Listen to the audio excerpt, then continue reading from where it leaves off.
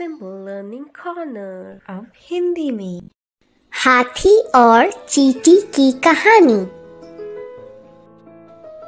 एक बार की बात है, जंगल में एक विशाल हाथी रहता था।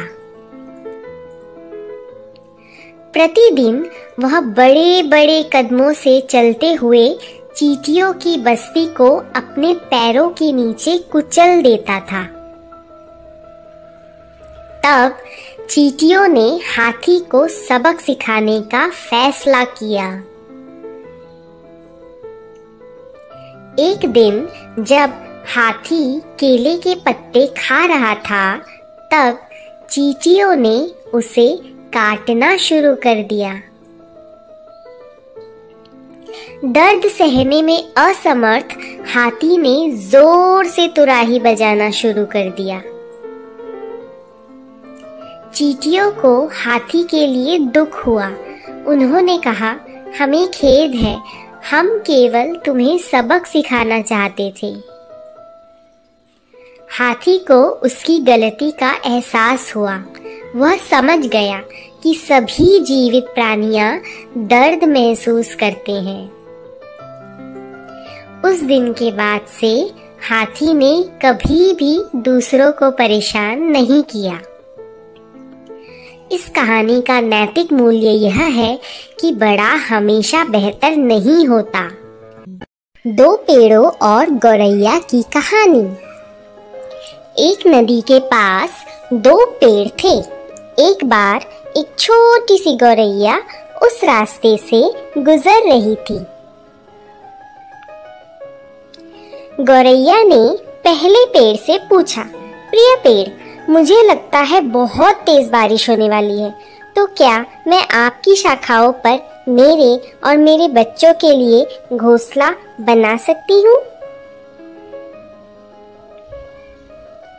पहले पेड़ ने गौरैया को घोंसला बनाने से मना कर दिया और गौरैया वहां से उड़ गई। वह दूसरे पेड़ के पास गई और उसने दूसरे पेड़ को भी वही प्रश्न पूछा। दूसरा पेड़ सहमत हो गया और उसने गौरैया को अपनी शाखाओं पर घोंसला बनाने के लिए अनुमति दे दी। एक दिन भारी बारिश हुई और पहला पेड़ टूट गया। उसकी जड़ें बारिश के साथ बह गई। जब गौरैया ने यह देखा तो वह पहले पेड़ के पास गई और उसने कहा, तुम्हें सजा मिली है मुझे घोंसला बनाने देने से इनकार करने की और तुम्हारे अशिष्ट व्यवहार की। लेकिन पेड़ मुस्कुराया और उसने धीरे से उत्तर दिया, प्रिय गौरैया, मैं यह पहले से ही जानता था कि मेरी जड़ें कमजोर थी और यह इतनी भारी बारिश में भी खड़े रहने में सक्षम नहीं थी। मैं आपके और आपके परिवार की सुरक्षा के साथ कोई जोखिम नहीं उठाना चाहता था, इसीलिए मैंने आपको अपनी शाखाओं में घोंसला बनाने की अनुमति नहीं दी। मुझे क्षमा करें। इतना कहकर पेड़ उड़ गया। गौरैया को अपनी गलती का एहसास हुआ कि उसने सच जाने बिना ही उस पेड़ को आंकने की गलती की। इस कहानी का नैतिक मूल्य यह है कि किसी भी किताब का मूल्यांकन उसके आवरण से मत करो। इस वीडियो में हम सुनेंगे कौवे और मोर की कहानी। यह कहानी हमें सिखाती है कि हमें अपनी तुलना किसी और से करके कभी अपनी खुशी को जाने नहीं देना चाहिए। एक बार एक कौवे की नज़र एक हंस पर पड़ी और उसने सोचा, ये हंस कितना सुंदर है। उसके सभी पंख सफ़ेद हैं, जबकि कौवा काला है। कौवे ने अपने विचार हंस के सामने रखे। हंस ने उत्तर दिया कि उसके अनुसार तोता सबसे सुंदर पक्षी है। क्योंकि तोते के पास 2 रंग है और हंस के पास सिर्फ एक ही रंग है। इसके बाद कौवा तोते के पास पहुंचा, परंतु तोते ने कौवे से कहा, उससे भी सुंदर मोर है,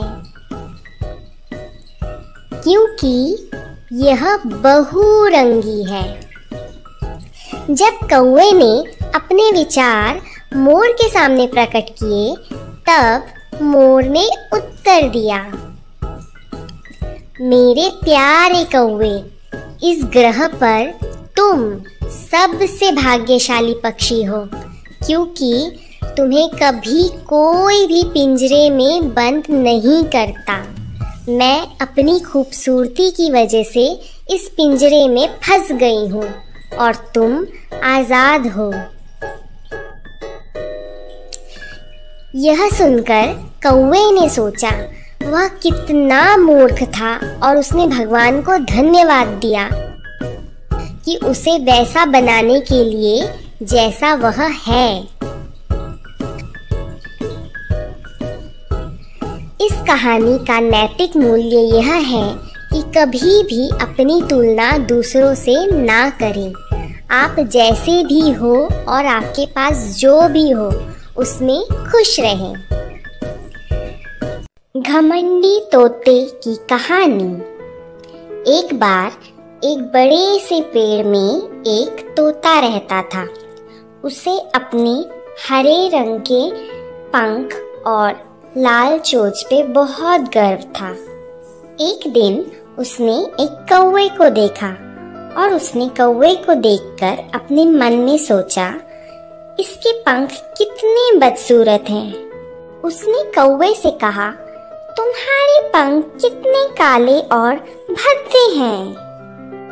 तब कौवे ने उत्तर दिया, ये जो मेरे काले और भद्दे पंख है, यही मुझे लंबी दूर तक उड़ान भरने में मदद करते हैं।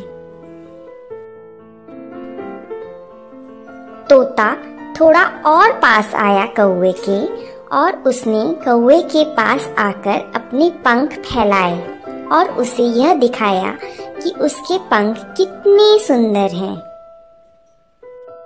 तभी वहां एक आदमी पहुंचा एक पिंजरे के साथ, और उसने उस पिंजरे में उस सुंदर से तोते को पकड़ लिया और फिर वहां से चला गया।